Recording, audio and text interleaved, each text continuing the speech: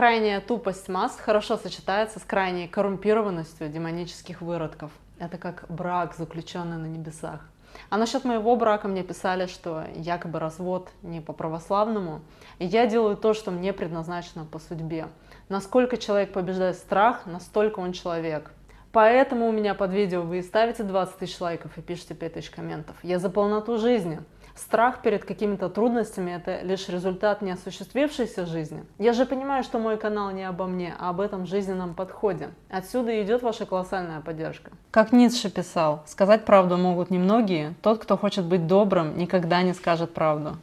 Это воистину так, меня же часто называют жесткой или агрессивной. Но нет в текущей правде никакой доброты, один сатанизм. То, что я ее транслирую, не делает меня злой, это просто отражение действий общества. Сами действия агрессивные, а не то, что я на них указываю.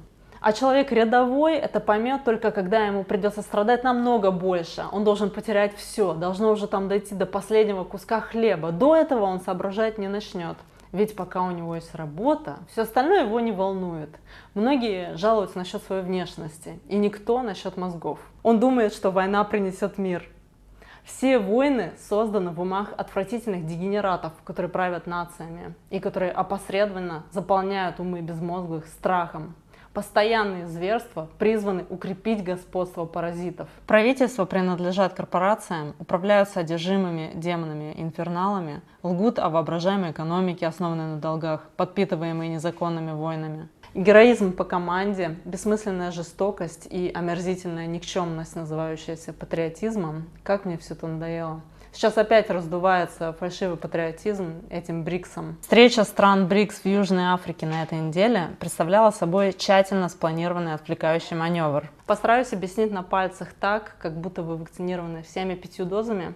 Все центральные банки БРИКС – Бразилии, России, Индии, Китая и ЮАР – работают над внедрением CBDC, то есть цифровой валюты, совместно с Всемирным экономическим форумом, Международным валютным фондом и Банком международных расчетов. Китай и Индия уже находятся в пилотной стадии, ну и Россия с 15 августа тоже уже запустила пилотные операции с цифровым рублем. Все эти европейские союзы, БРИКСы и другие объединения стран – это именно то, что нужно для становления единого мирового порядка, то есть идет централизация. Мировой суд уже есть в Нидерландах. НАТО планирует создать мировую армию. ВОЗ выдвигает новую глобальную инициативу по цифровому здравоохранению при поддержке страны, председательствующей в группе 20. Идем на сайт Большой Двадцатки. Конечно же, никакая спецоперация не сказалась на членстве России. Игры в войны, пандемии, космос нужны в частности для создания искусственных угроз с тем, чтобы оправдать внедрение единого мирового порядка, который посредством транснациональных объединений будет контролировать каждый аспект человеческой жизни. Хотя небольшая поправка, мировое правительство уже установлено. Они уже контролируют каждую страну. И вот почему они способны провернуть все то, что сейчас разворачивается у нас на глазах. Члены этой эксклюзивной мировой секты не присягают на верность какому-либо национальному флагу. Они стремятся стереть все национальные границы. А их враг не противостоящая империя, а каждый из нас. Поэтому современный патриот – это человек, ненавидящий свою родину, так как потакает транснациональной агенде войн и пандемий. Убийство под предлогом войны не перестает быть убийством. Как православные оправдывают себя заповедь «не убий»? Не убий, но иногда можно. Не убий, но не родившегося ребенка в утробе можно. Не убий, но свинью ради вкуса можно. Нет смысла пытаться вписаться в это общество предателей, подхалимов, лжецов и полнейших гребаных идиотов. Вместо того, чтобы объединяться против фальшивого врага, которого они нам навязывают, нужно объединиться против настоящего, против богатых психопатов, которые хотят контролировать человечество. И они уже просто в открытую стебутся. Уровень качества видеосъемки высадки на Луну какой-то приставки из моего детства. Or the local navigation phase. जी हाँ, अब हम फाइन ब्रेकिंग वेव्स के एकदम करीब आ चुके हैं। हाँ, आप तालियों के गड़गड़ाहट से सुन सकते हैं कि हम लोगों ने तीसरे चरण को भी... Индия высаживается на Луну в день конференции стран БРИКС. Столько этих безумных совпадений, по-моему, уже любой, даже самым минимальным набором навыков мышления должен был просечь заговор. Ну хотя бы наша российская фейковая космическая программа выглядит немного лучше индийской фейковой космической программы. Хотя бы наши не в конец обнаглели и не разродились какой-то жесткой анимацией для лохов. Благодаря индийцам Роскосмос просто так нормально себе даже выглядит. Наша высадка на Луну по сравнению с индийской, ну там, где мы рисоварку высаживали, не так развязно смотрится. Но согласитесь, для фейка 50-летней давности совсем неплохо.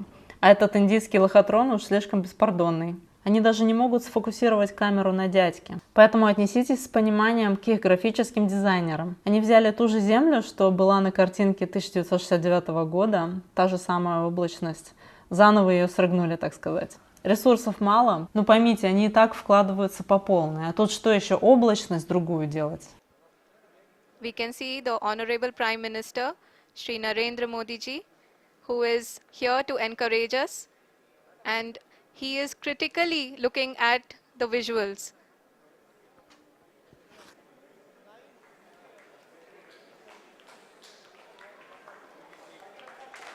जी हाँ, आप अपनी स्क्रीन पे देख सकते हैं कि हम lander module People are applauding. Let lander us all module wait to hear from the Secretary Department of Space and Chairman ISRO. Вообще все это достаточно тревожно. Просто посмотрите на их смех и их хлопанье, мультику. Они что там все вообще тронулись, что ли? Я, конечно, понимаю, что индийская религия глубоко укоренилась во вращающихся шарах, космическом пространстве, космосе.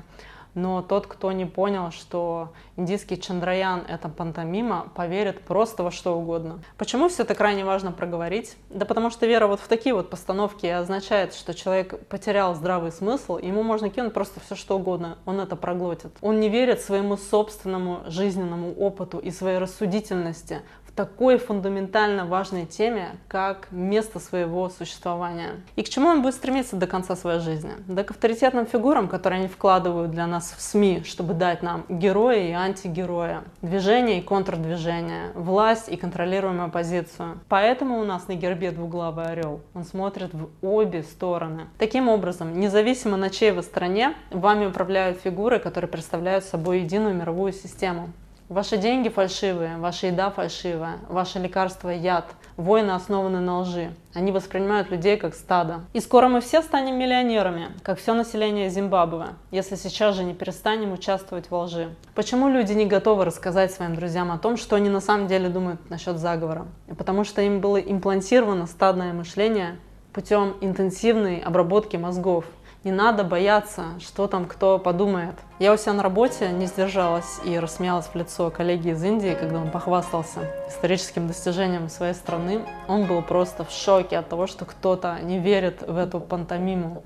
И потом сказал мне, что собирается вечером смотреть на анимацию. То есть я укоренила все-таки в его мышлении, что все их доказательства — это мультфильмы. В общем, давайте активизируемся и пусть не хотя, но каждый день хотя бы одному знакомому будем закидывать какие-то несвойственные для него мысли. Независимо от того, насколько вы параноидальны и насколько вы распознали заговор, то, что на самом деле делает правительство, хуже, чем вы себе представляете.